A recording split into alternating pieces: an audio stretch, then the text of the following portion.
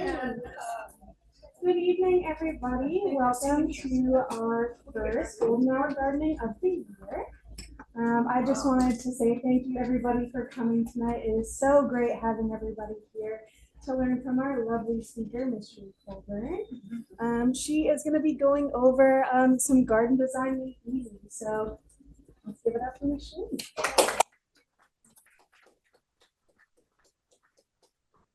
Can we turn out some of the lights that are up here so it may be a little easier for people to see? I'm supposed to stay in these purple lines, okay? You guys see those? So when I get out of them, just show me, remind me where I'm supposed to be, because I'm a walker. We're going to be talking about garden design tonight. How many of you, I recognize some of you from last summer. How many of you did native plants or some of the other classes last summer with me? Good, good, good. I am an organic gardener and native plant specialist. I've been a landscape designer for just over 30 years. I am retired. I like that. I am also a writer. I accidentally became a writer. I was writing for magazines and a book happened and they kept happening. And so I guess I'm a writer. So anyway, my passion though is just to be in my garden. I love to do it. And I was talking to someone earlier. I don't want you to look at my garden and go, ooh, because that's my laboratory, guys. No judging, okay? And the same is true for you. Now, we're going to be talking about landscape design tonight. And it's very important that you recognize they're kind of like pirate rules, okay? They're suggestions. They're to help you maybe figure out some things that you haven't been able to figure out before. But this is your yard, all right? It doesn't have to meet any qualifications unless the yard Nazis come out. But other than that, you know, it's your yard, and especially in the back, okay? Next month, hopefully you can come back again, because I would like to, and I've gotten okay from the boss, that if you want to send in some photographs of some problems where you have issues, questions, need some advice, I'm happy to make that part of the program. Now, I don't want it to be like the Kiss Cam or anything, okay? You know, recognize that you may see yourself up there and be okay with it. Make sure that you're with the right person and all that. I titled it Get With the Program because as I've aged, I have a little more problem with remembering things. And so I made an acronym out of it. So hopefully it will help you guys too. Uh-oh, we have technical difficulties. That's okay. There we go. That should be correct. There we go. All right. We're good. No problem. So why do we need to garden and do landscape design? Why do we need design? This is one of my favorite places in the world, Chiapas, Mexico. And I had the opportunity to go there several years ago and meet some families there, meet some kids. And I told them what I did. And they looked at me with a blank stare because they had no idea what I was talking about. So you're trying to take plants, you don't eat them necessarily, but you want them to look nice and you baby them, and I don't understand this. So culturally, if this is not something that every place does. However, when I started showing them what I did, it made a little more difference. They had a church that we were building on top of a hill, and they didn't really have a way to get up there. Now, those kids were like goats. I mean, they could just climb that and nothing. But some of the older people, it was difficult for them to get up there. And so we made, out of some local materials, some of the bamboo and some other things we found, we made them some stairs. Now, I will say that I'm sure after the first big rain, that was probably down at the bottom of the hill again. But now they know how to make that, so they can make it again. So purpose. A lot of times you need to know about landscape design because you have a purpose. You're trying to accomplish something. But sometimes you just have a passion. I fell in love with this little girl. I gave her my hat, my garden hat. And, you know, you just have a passion for something that feels good, a plant that you love. I have in my yard things that my grandmother grew that probably are on the invasive list, but we're not going to tell anybody because I love those plants. They mean something to me. And those are okay. Those are okay. So your purpose. We got the results back from the first set of people that registered. We have about 82 or so that call themselves beginner gardens. Adam was a beginning gardener. If you came after Adam, you're not a beginning gardener. You've been eating, you've been watching things grow. Okay, so you have a little more experience than you actually realize. There were a number of goals, but for this class, aesthetics was the number one, of course, because this is a design class, right? We're going to talk about issues next month. I know a lot of people may be really upset with me, but we can't get it all into this hour. And so be patient. And if you can come back next month, if not, go ahead and sign up so you can get on the virtual and they'll send you the recording for it. So next month, we'll go over what people are struggling with, which most of the time is shade. So what is the program? It's either I say mediocre movie. It's really bad. Don't rent it, okay? A sequence of coded instructions, a step method for stop addictive behavior. And in our case, it's a research and decision-making process that identifies the scope of work. So I've got a problem, I've got an issue, and your problem can be my garden is ugly, my yard is ugly. That's a problem, okay?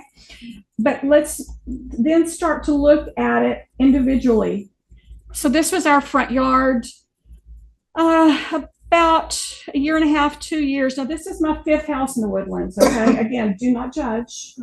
I like to redo things. My husband has said that he will have a Viking funeral in the backyard in the pool. He's not leaving again. And I respect that. But in redoing the front yard, and he allowed me to redo the front and the backyard. This was a rental property before we moved in. And I was able to reuse everything that we had there except the yucky plants. Those are gone. So as an acronym, this is a design I did for the Woodlands. We had some sample designs, and I may talk to Megan about redoing that again because it helps to have some idea of where you're going. And so that's what we're going to be doing tonight is kind of map it out.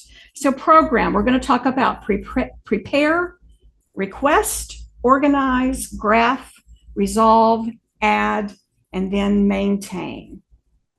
I loved this. When the client asks you if you can do it for cheaper, right? I felt that way many times.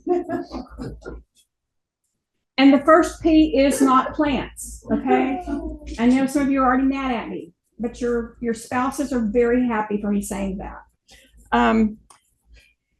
Plants are important. If you're a gardener, they're even more important. And as I said before, you may just have some plants that you love and you want to be sure you have a place for them, but we'll get to that. So the first P is prepare. Look for your plat. And feel free to take pictures or anything like that if you guys want to. I'm fine with that. Find your plat if you can. That's going to show easements. It's going to show property line. And sometimes the fence is not the property line, and I don't want you to find out too late. Also with easements, you may assume it's 5 foot, but actually it's 10 foot, and depending on where you are. So be sure you know those things before you start all of this. It needs to have all of the dimensions of everything that you've got there. If it's staying, it needs to be on here. And then photos. Go through, I used to say magazines. I need to even take this off because we don't even have very many magazines anymore. But websites, if you're not familiar with Houzz, HOUZZ.com, I highly recommend it. It's Pinterest, but not on steroids. It is for home, garden. It's not as overwhelming for me. I love HEB, the small market. I hate Walmart. I get overwhelmed. There's just too much stuff. And I feel the same way about Pinterest. The other thing I don't like about Pinterest, and I do use it for some things, but with Pinterest, it is not vetted. Anybody can put anything. On Houzz, it is vetted. For me to put my stuff on there, I have to be approved user. So as a landscape design professional, I have an account there and can add things. I don't, but everybody else has done it. I'm not going to reinvent the wheel. Arboretums, and I'm going to talk a little bit more about that later, and some of the resources we have locally are just drive around. Find things that you like. It doesn't mean it's going to work exactly. You know, somebody says, well, my neighbor has this plant and it just does not do well at my house. And I'm thinking, okay, what are your trees? Magnolia? What are their trees? Well, they don't really have anything but pines. And I'm thinking, there's the problem. We've got too much shade. So don't assume they're going to be the same thing. But we're not looking at plants right now, guys. We're looking at styles. We're looking at materials that you like. All right, this is a part that you can close your eyes and snore or whatever you want to do, but it still is important, so I want you to know about it. There are principles of design. Now, this is any design. This is art, period. Because landscaping is an art and a science. You bring in the botanical, the horticultural part, but it also is an art. And so it has the same design principles as any other art. There's balance. We talk about symmetry. If you've got think of your house, the front of your house. Is your door in the middle? Are the windows all exactly the same on either side of your door? You know, that is a symmetrical, probably, house. Very few of us live in a symmetrical house. Most of us lived in asymmetrical houses. So then in landscaping, what you'll do is try to bring down some balance to that. So you still look at our natural instinct is to see the front door and think that's the middle. So now you've got to help people. You've got to weight it.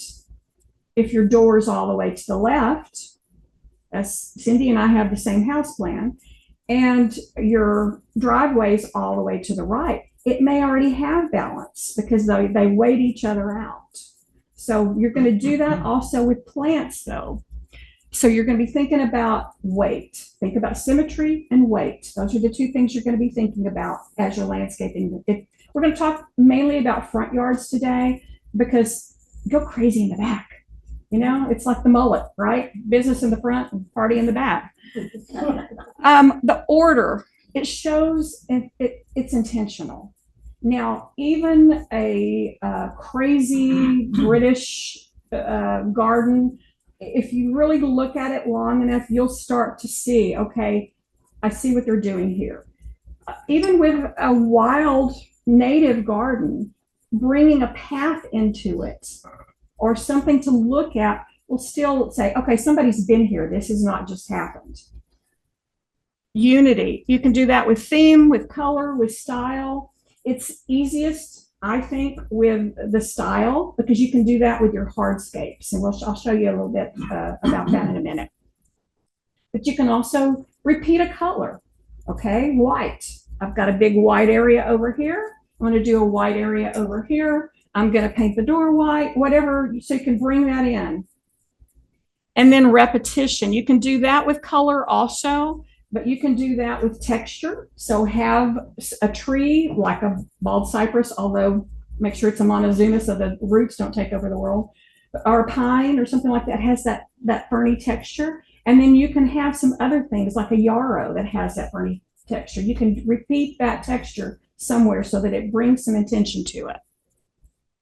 Questions about that?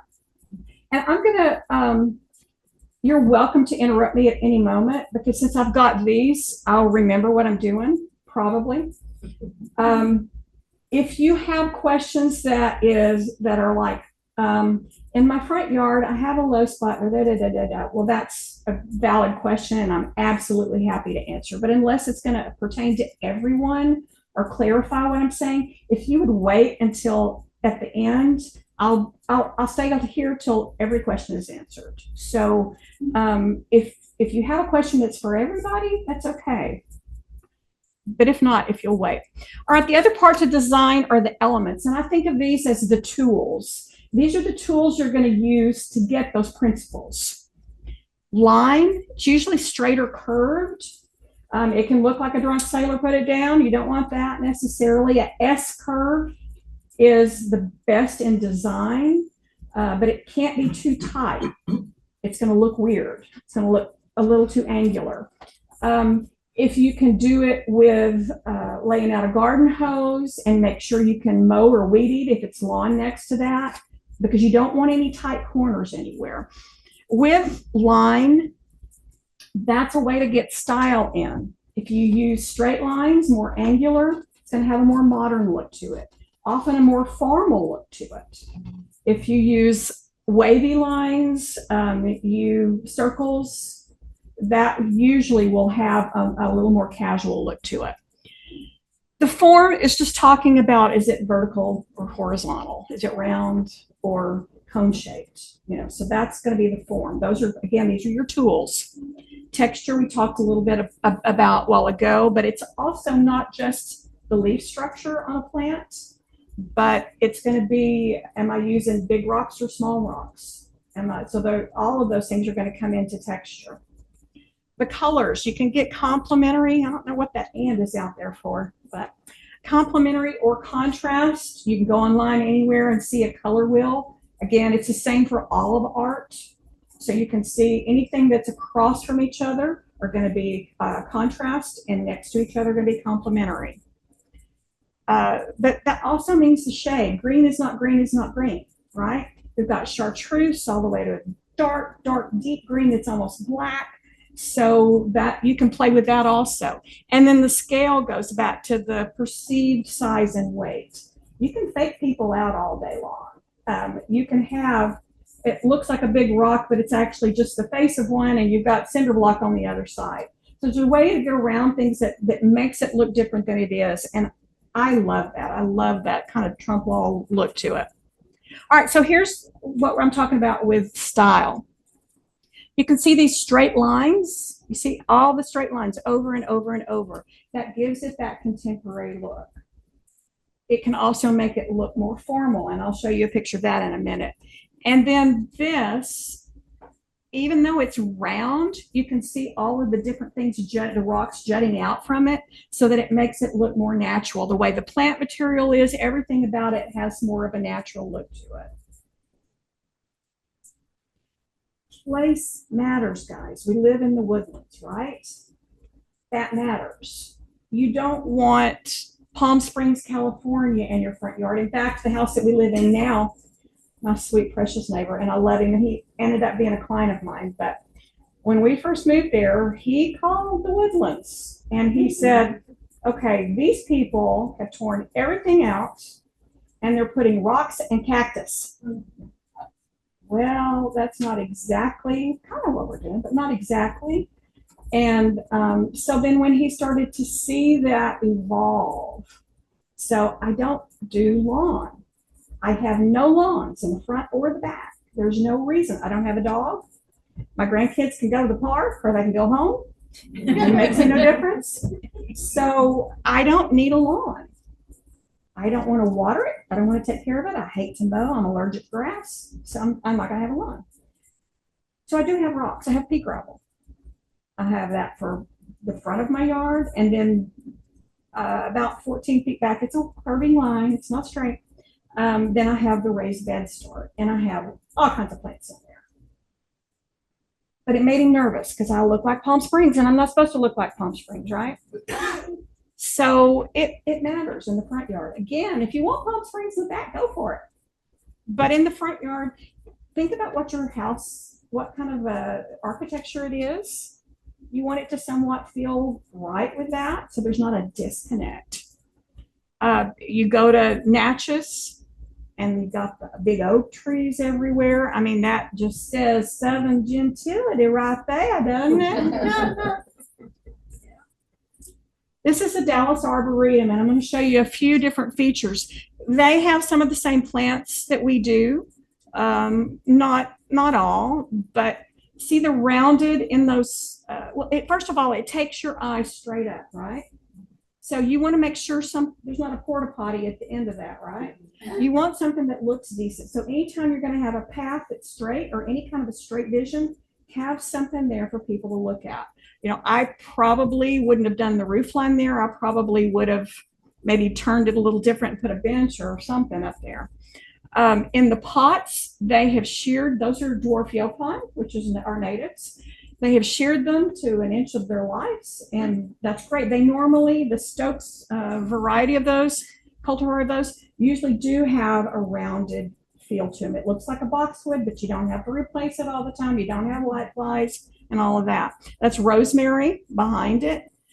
But you see, this has a little bit of a natural feel, but it still has the formality of the straight lines. And you can see, even though this is round and the one before at that's at the Wildflower Center, that's round too, but it looks completely different, doesn't it? All right, this is right down the road at Fort Worth Botanic Garden. And they've taken rocks, but they've done a variety of different kinds of rocks. They're all the same kind of sizes. They've stacked some. They've put some. So this is a little less formal, even though it has some formal things going on for it, right? Mercer. Anybody been to Mercer? I know Master Gardeners, a lot of you have too. I mean, it's a wealth of information because one of the main things, oh, I'm getting over my purple line. It's named. You know what the plants are, so that's helpful. You know, you go to Home Depot, God bless them, and whatever fell on the floor, it's going up into the plant. So you have no idea because the person who's working there worked in plumbing yesterday. So they don't know that that's not what that plant is. So it's really helpful that they have that. They also have a lot of information online. But you can see how formal this is with the straight lines, using bricks, having the urns instead of a less formal pot. So can you see some of those things that I talked about then and the formality of it? They've also repeated those caladiums. I don't use caladiums, but they've repeated those, but that also repeats the color of the pots. So they're repeating that. This is also at Mercer, but it has a very informal look to it. They've used flagstone on the ground instead of brick. They have stacked stone instead of stacked brick. So it has some of the same components, but it has a less formal look to it. The George Mitchell Preserve is a great place to go. They don't have everything named, but take pictures. And if you have an iPhone, it will probably tell you what that is. I'm working on a new book that you'll have to get, but that will tell you exactly what it is. But anyway, for right now, they have, if you want a more natural look to it, just go there and take a picture of something that feels good to you and try to mimic that feel. It may not be the same plants, but that'll give you the feel for it. And then Megan had just told me about this. This is a Eagle Scout project at Wentwood Parks and Creekside, and he doesn't have them labeled. I'm going to see if I can't get them to do some labels. I'm afraid the labels would go away. So maybe if just online we put a map of what all is there, but he's got some great native plants. But you can see the formal of this center area, the way that it's done, even though the sculpture is less formal, but it made it feel a little more formal. And then this with the large rocks around it, I think he ran out of money right over there because there's holes there. But it also could be vandalism because people come and get rocks all the time from the parks, unfortunately. But this has, you see, a lot of different textures, but like this is a Linheimer muley grass, a native grass. He's repeated that in several places. So repeating the rounded forms with some lantanas. So you've got a lot of those different things going on. All right, I know this is a lot to read, so I'm not going to read it all to you, but I'm just kind of going to go over it. The next is our request. I want you to make a wish list. Think big. Think, I'll never be able to afford this in a million years. We can come back down from that, but think big. Dining space, okay? Do you need a table for 12 when there's 3 people in your family? Probably not. Maybe a couple of really comfortable couches and a low table that you could still eat off of. I would say a bistro, but I've never sat in a comfortable metal bistro set ever, ever, ever.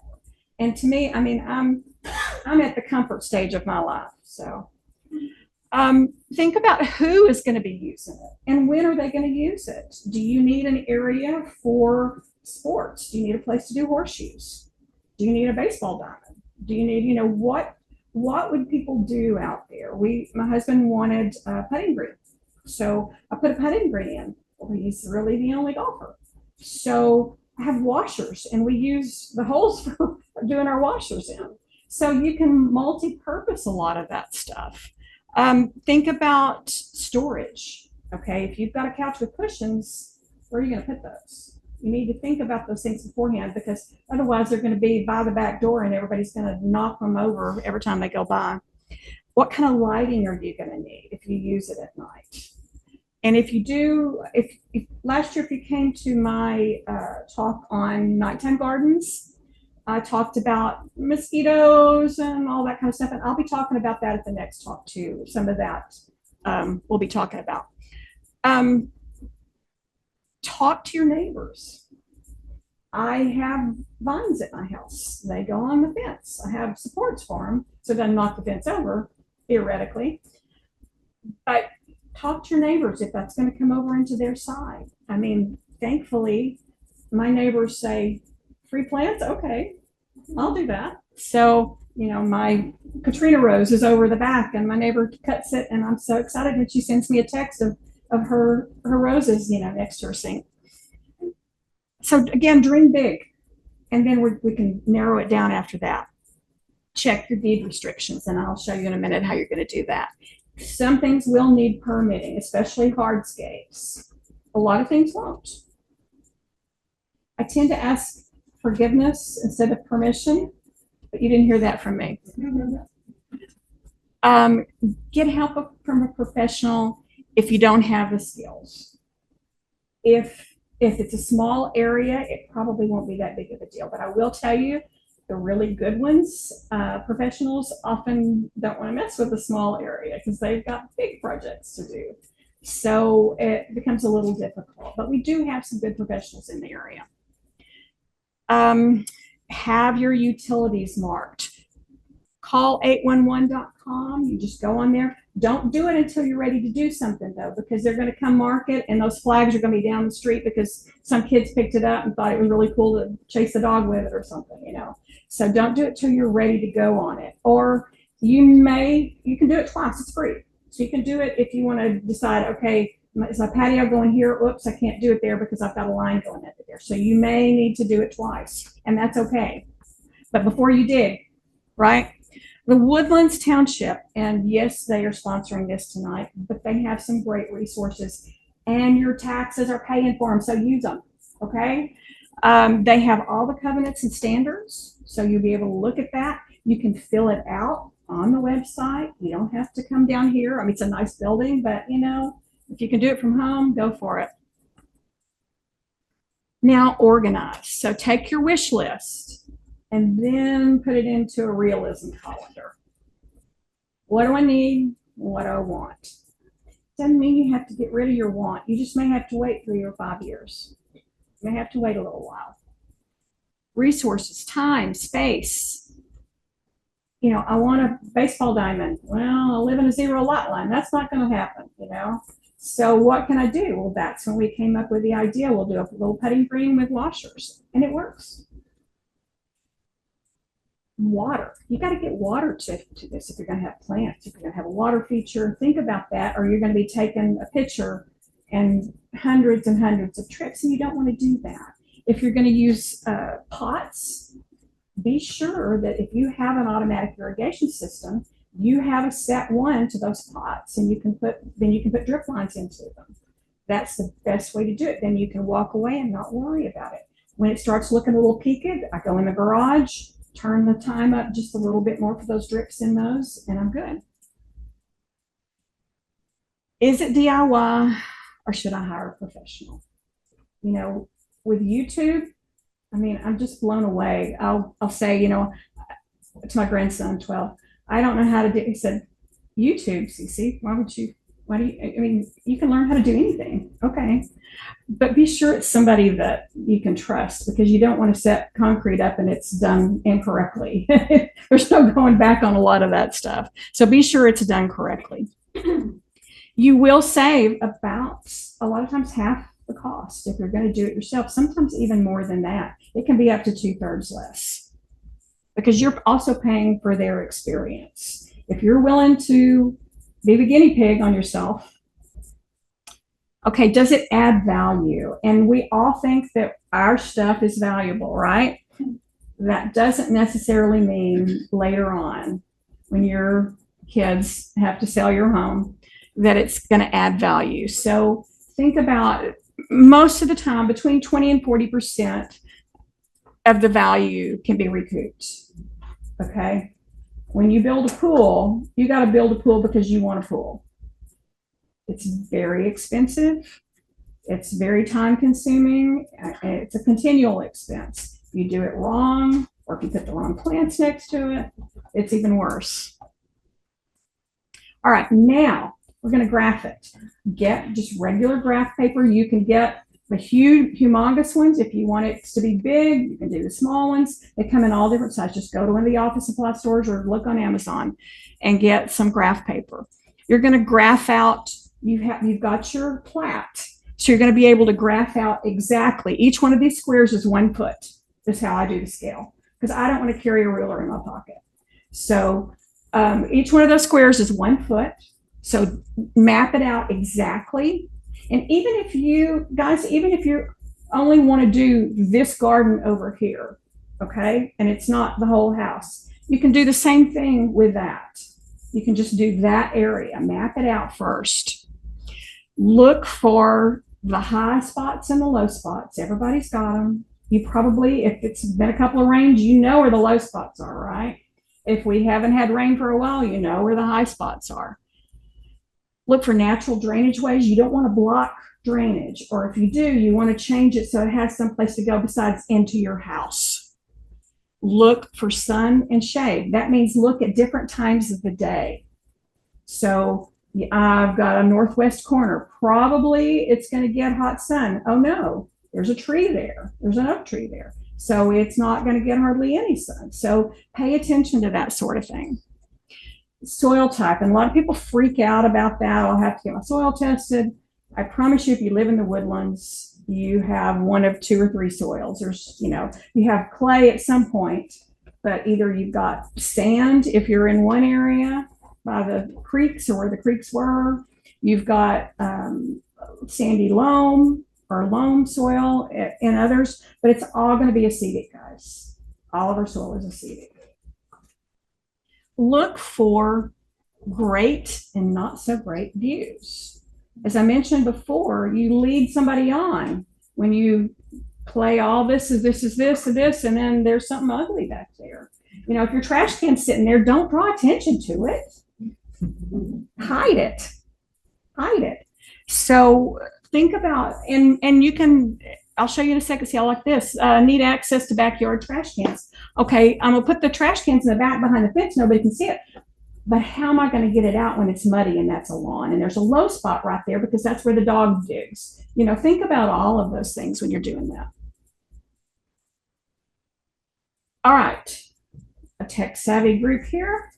You may want to just go ahead and do this on an app. There are some excellent ones. These are 2 that I have used before. You can use it sometimes a week for free, sometimes a month for free. So pay attention for how long your free period is. Some of them also have a free part of it. So you can get this and this, and then you want to do this, and it says, oh, guess what? You have to pay $20 a month. Okay, I'm not going to do that. So just decide what you need it for. If it's just your house, I can justify it if I'm doing 10 houses or 20 houses, but it's hard to justify making a big purchase for just one, unless you're not having to hire me at between $100 and $120 an hour. Then you could probably go ahead and figure this out. They're not difficult. Some of the Morpholio, some of them are for inside and outside. Those don't usually have a very good plant database, but I don't care about that because I'm going to show you where you're going to get your plant list from. And it's not going to be from these because these are going to be so generic that they're not going to help you. So accent what looks good. This is in my backyard. I have typically with design, again, you think of the symmetry, you've got a middle and two sides. You're going to need 3 of everything. So I've got, you can't see the third one, but I've got 3 places that are my focal points in my yard. If you want to have a garden that you can see at night, you're going to need to light some things. There are some solar now that are decent. They're pretty decent. But guess what? They have to have sun. So if you put them in the shade, it's not going to help you. So be sure that the part that has the battery on it is in some sun.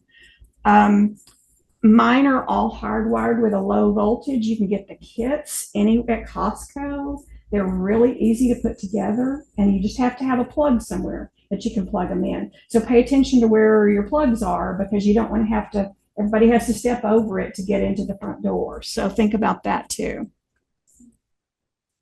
All right, the R in program, resolve. Now you're going to get out, if you're not doing it with an app, you're going to get out tracing paper and start figuring all this out. How's it going to go together? I like to cut out from my graph paper what size my spa is going to be, or the table that I found that I love, or whatever. Because once you get that figured out and you say, ooh, I like that table, but there's not enough room on my patio if I want to walk out of my door. So you start to kind of resolve some of those issues that feel like problems that once you get it in there, you find out it's not going to work. So it's not a problem anymore. Look at your hardscapes. Do you need to add an area? And I'll talk a little bit about hardscapes in just a minute. But if you need more hardscape, and everybody know what I mean by that, I mean like it's something hard.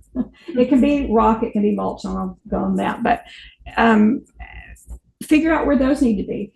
Your focal points are great if you're going to be outside, if it's over there. But if most of the time you're inside looking out, and I tell people all the time, your main windows that look out, say, into your backyard, that's a painting at night.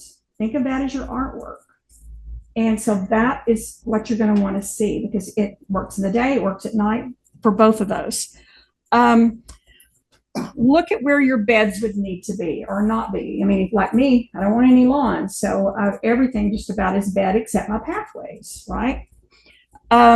Look at where your views are from maybe your kitchen over the sink. You have a little view there and all you see is a fence. So maybe you want a vine there with a birdhouse or something like that. So look at what your views are for the way, unless you're changing the windows out, well, what those aren't going to change.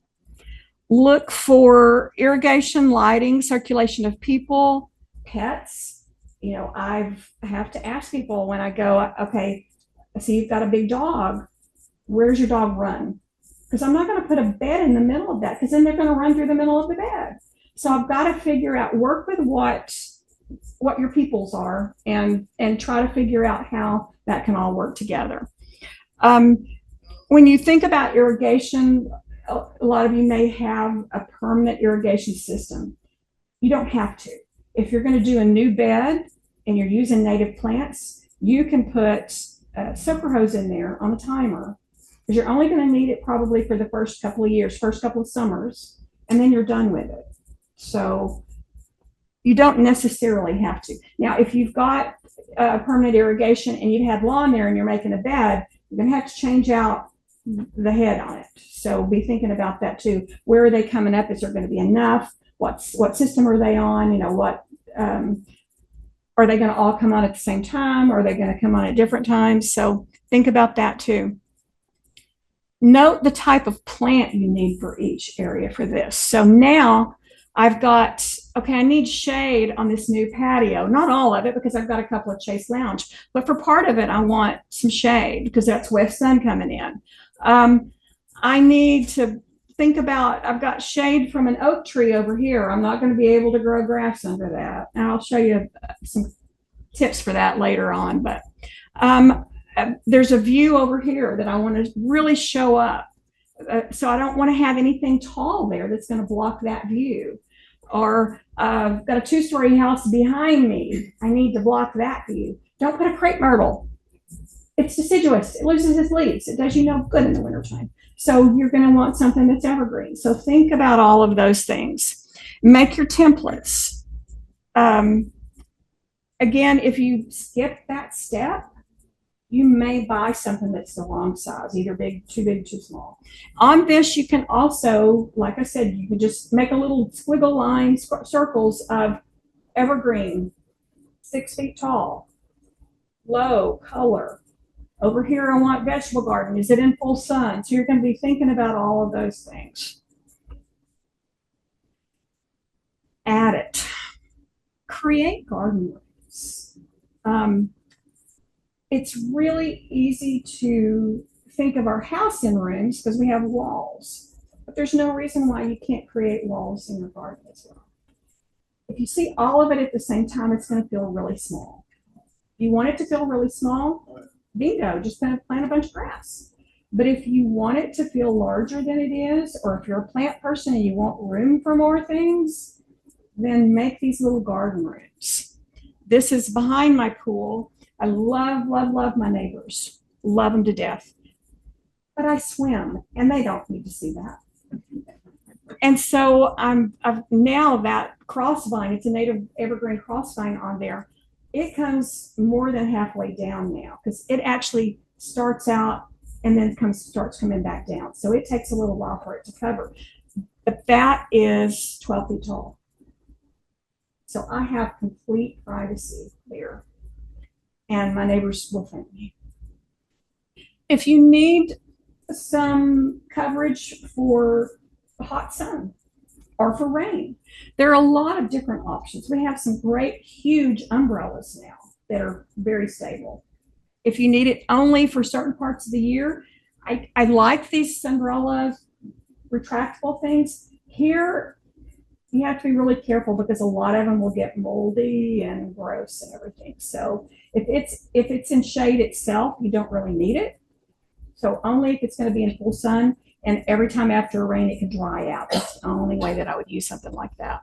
This is at my aunt's house. The bicycle, she had a few, and then people just started bringing her bicycles, and all of a sudden, she had a bicycle fence. It's been in Southern Living, actually.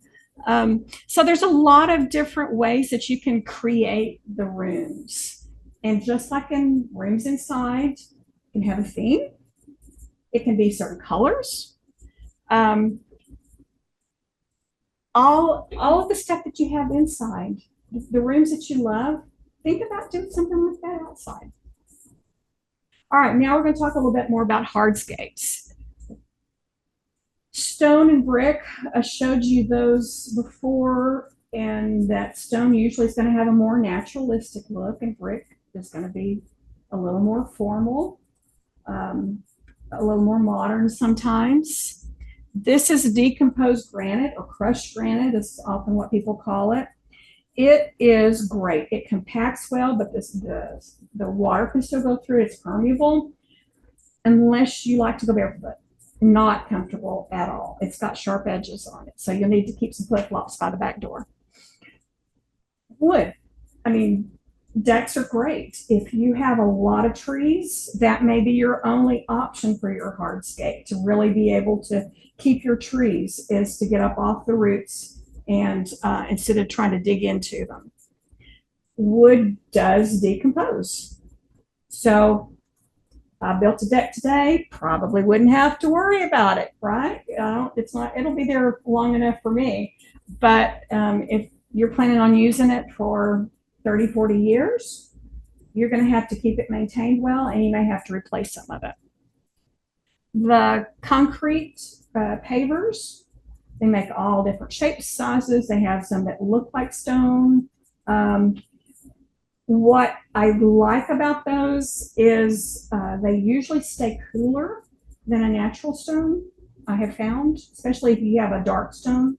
Those absorb a lot of heat and they're hot with your foot, on your foot. The pavers, it also, the water can go through there, and so it's permeable. So if you have a lot of tree roots, however, it pops those suckers fast. So just be aware of that. And the same thing for stone, unless it's in concrete, it's going to pop them. But I'm okay with that. Gravel is much like the decomposed granite, except it moves a little more. You know, when you step into it, it goes like that. And so if you're a bit anal, you may not like footprints everywhere. It's going to have footprints everywhere. You may want to think about using decomposed granite if you don't like that. It also, if you have it on any kind of an incline and there's a hard rain, a lot of times, depending on what size it is, it'll wash down. So be aware of that. Mulch. Mulch works fine as a hardscape, as a patio area.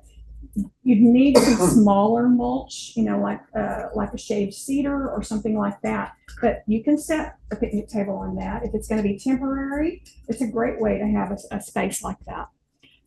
Then our grass and ground cover. Those also can be used. If you, we have some ground covers that don't get very tall and they'll take some foot traffic. And so those can be used as a patio. You can use those in between stones for a patio if you'd like. You're going to ask me. Yes. The decomposed granite and gravel. Okay. Which one's better for, you know, you get those, you get weeds in there. Yeah. Is one better than the other? It depends on the weed. So I use gravel and I like it because I change my mind pretty often about how my beds are going to be. And so it's pretty easy for me with a lower back that's titanium to move things. The main thing that I have problems with in ground cover is, with the gravel, is spurge. I don't know if you're familiar with that. And then also nutgrass. But nutgrass will grow in the cracks of concrete. So, you know, it's just one of those things. The granite seems to help with the weeds a little bit more because it's so tight. There's not as much room for them to get in. And I use hot water for ants and for weeds, just scalding water. That works great. Now it kills whatever's there, so don't make sure your foot's not out there. But there, in my experience, the crushed granite, since it's so tight, and usually when I do a crushed granite, I have a layer of landscape fabric, and under that I'll have sand, like play sand or something like that, and then the landscape fabric, and then the gravel or crushed granite on top of that. If you don't separate it from, it's not a weed barrier like it calls itself. It's really not. What it is it keeps your stones from going into the dirt and you lose them. So I do that on any kind of stones that I use. So whether it's for drainage or whatever, I always put down that weed barrier cloth because it's not going to help much with the weeds, but it does help with keeping your rock where it's supposed to be and keeping the dirt where it's supposed to be. Does that help? Oh, and don't forget edging material. I know it's in small letters, but it's important. You're going to need something to keep that material in place. We have a lot of things to choose from if you're using stone but you know, the edge of the grass can be that, just edge it off really hard. That can be something. Now that doesn't work very well for the gravels because they do tend to move. So it's better to use, you can use the metal edging, steel edging. You can use, so be careful with that because the things that go into it, they can get sharp. So be sure if you've got people that are barefoot, you've taken care of those. Periodically, I have to go through and bonk those before my grandkids come. So make sure you have some sort of an edging for that. And then if you need steps, you can make them out of the same material. More at it. Don't forget some special features. Yes, sir. I have a quick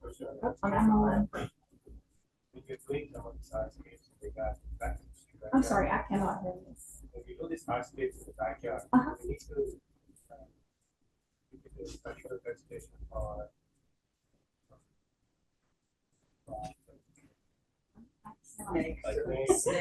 Your voice is so soft. I can't hear you. You have to take consideration for snakes or frogs or critters. Oh, critters. Yeah, critters. I mean, for hardscapes, with hardscapes, usually snakes are looking for water. And most hardscapes, a lot of hardscapes are in sun and don't have water on them. So they're going to go stay in the grass and the other areas where there's water. I mean, ants don't typically like, you know, any kind of hardscapes, even the gravels. I don't usually have a problem with that. They're like me, they like it easy. And so they're going to go to the areas where it's soft dirt and they can dig easily, or so they can get away easily if they're covered. So I haven't had a problem with that. It doesn't mean it doesn't, but I haven't had one. Water. You know, some of you may back up to some pretty major roads around here, or you can just hear highway. Water will often mask that. So it doesn't have to be extensive or expensive. You can get a table fountain that plugs in and just plug it in when you're out there. It works great. Any kind of art. If you are an artist and you use exterior paint, it works, guys. If you have a spot on your fence that you want to look pretty, and I mentioned before, a lot of people have the kitchen window that's high that looks out onto a fence. Put a piece of art there. It can be metal, it can be wood, it can be anything. But kind of think about what you love. When you go on trips, be looking for something that you like. The lighting, we talked a little bit about. Statuary is the same thing with it's a type of art. The lighting, again, there is too much of a good thing. So in the lighting, the night garden class that I teach, I show you, it looks like a runway when you put them in a line like that, and it's not pretty, Just because they all came in the pack doesn't mean you have to use all of them in the same place. So it's okay to split them up a little bit, and so highlight the things you want to highlight, not everything. It takes away from when you do that. Pots are a great way to bring in art and statuary and color. Not just what's in the pot, but the pot itself. A bright cobalt blue pot with yellow lantana hanging over and grass going up. It just feels good. So make something like that your focal point. That's what you can see. And habitat helps. So bird baths. Yes, you have to clean them out. But if you're not familiar with them, mosquito dunks, and I'll go into this a lot in the August talk. Because mosquitoes are a problem. And anytime you have standing water, if you can do a mosquito dunk, it works great. It kills the larvae. You don't have to worry about it. And it will not hurt the birds and the other critters. I also put a rock into my bird bath because the butterflies can land on that. They can't land on the whole big thing, but they can land on that rock and still get to some water. All right. Gardeners, plants, first or last? First, always. Always. Very good answer. Very good answer. Plants always. But we need to have a plan for it. I have places in my yard that since I've redone all front and the back, that are my play areas. Now, really, the whole thing is, what am I saying? But I have areas that I haven't ripped up what was there yet because I haven't found the plant that I want yet. And so when I find it, I'll rip that one up and put it in. And it's okay to change your mind, guys. It's okay. It's okay to change your mind. And plants don't have to be expensive. Next month, I'm going to be talking about seeding. We have so many great plants that are easy to seed. Some of them I won't be able to enjoy in my lifetime, but others have immediate gratification. They come up in 2 weeks. I can do that. All right, when it comes to plants, first do no harm. If you have Nandinas, now I'm talking about Domestica, the big ones, rip those suckers out. You now have a space for a beautiful plant. They're harmful for the environment. They're harmful for our birds. So I'm going to show you some websites to go to. Go through your yard before you get into this too deeply and find what in your yard is an invasive species or it's just ugly. And you can take them out. All right. So you can go on to invasives. I'm screen sharing, so it doesn't show that at the top, but it's Texas invasives. And it has the list. Here's the list in our area of the dirty dozen.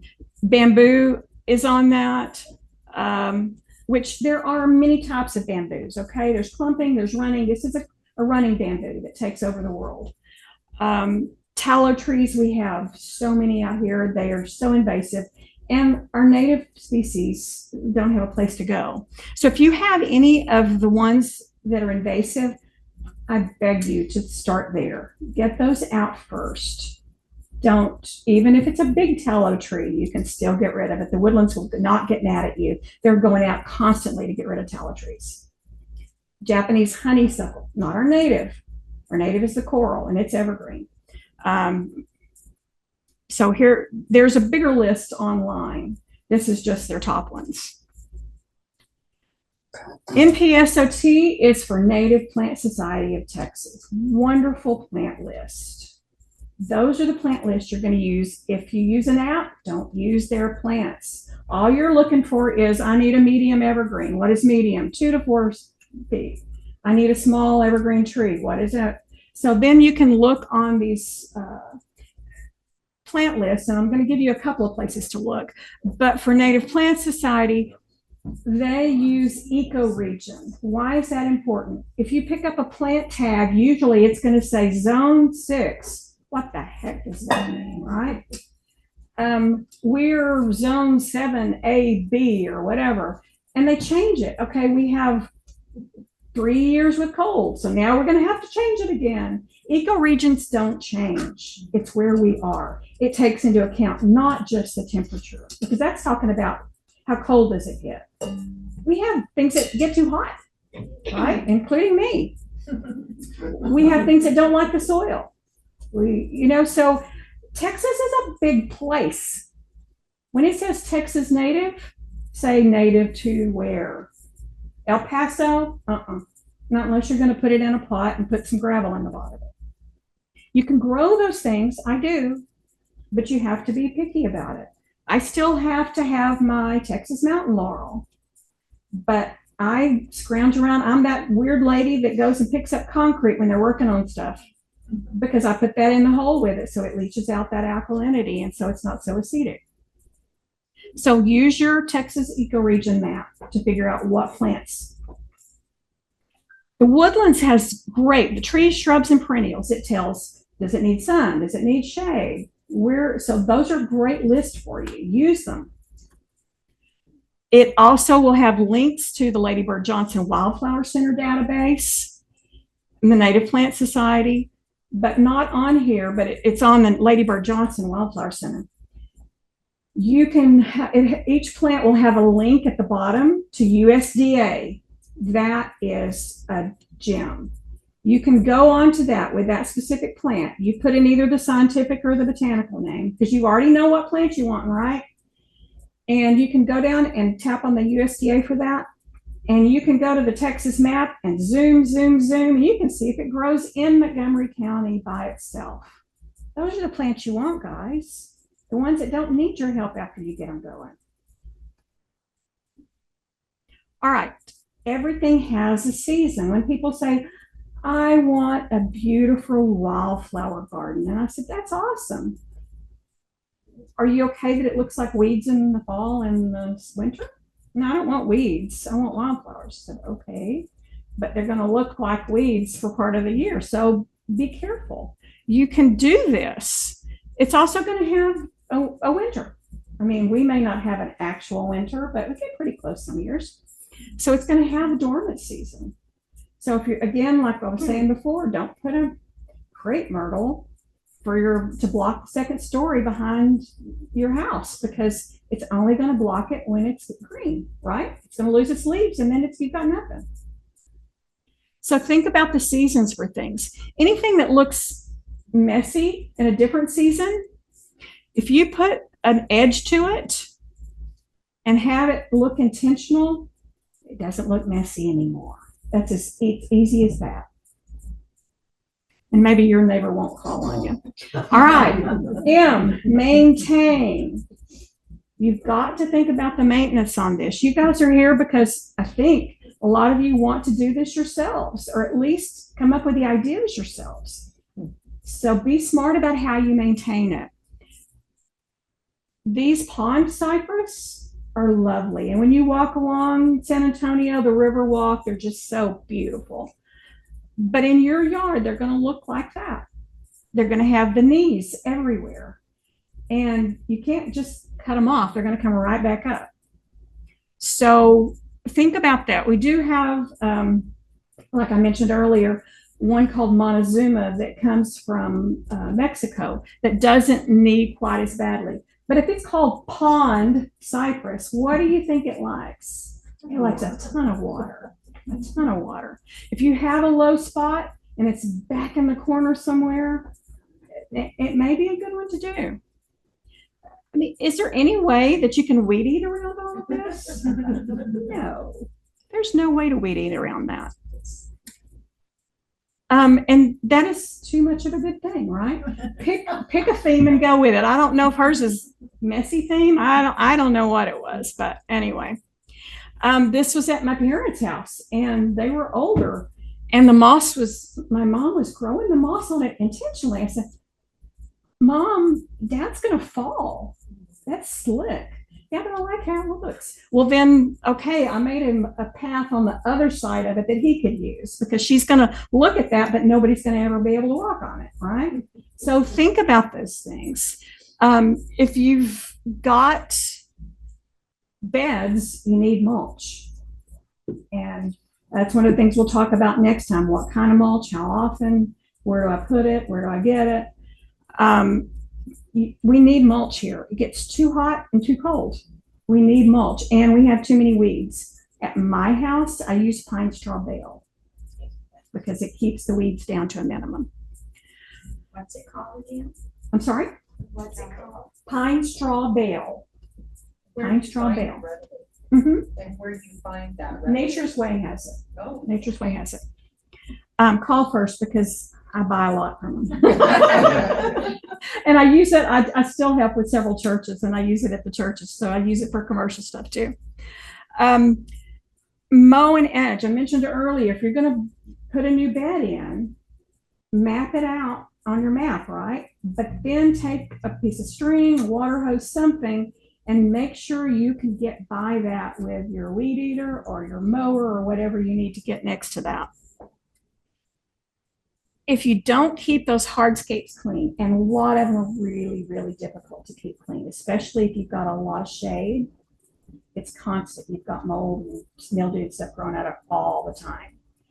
But if you can stay ahead of it, I mean, it's maintenance. It's just part of it. There are some things that are not as bad as others, but there's none that are maintenance free. When we lived in Midland years ago, and people would concrete their yards, so they didn't have to have maintenance, right? And they were out there all the time because they're having to, hose it off. And anyway, so there's maintenance to everything. One of my precious neighbors that I adore, she's probably watching, she got tired of changing out her pot in the front, so she put fake flowers, right? She apologized to me, but but she's having to change them out pretty often because they get west sun. And so they bleach out. So everything has maintenance. Just decide what level you're okay with, and the rest of it don't worry about. The landscape should be for everyone that you're wanting to do it for. These are some of my grandkids. And it's important that we think about the moments that you can use your landscape for. It's not just for looks, guys. These are places where you're going to be able to make memories. And so put things out there that are going to be memorable. Spend time out there in ways that are going to be memorable. If you want pollinators, and we'll talk a lot about that in this next one in August, we're going to talk a lot about the pollinators. You know, you love butterflies, they start as caterpillars and they eat plants. So there's going to be things that there's going to be trade-offs for everything. But if you can find a happy medium where you have your pretty place that looks good all the time, and some of the other you don't worry about, that's the best way to go. Your program should be unique to you. It's not going to look like anybody else's. It needs to be unique to you. It's going to be unique to your home, especially in the front yard. It's going to be, even if you have other houses in your neighborhood that look a lot like yours, it's going to have your personality and your touch on it. All right, I'm going to answer questions. If you, again,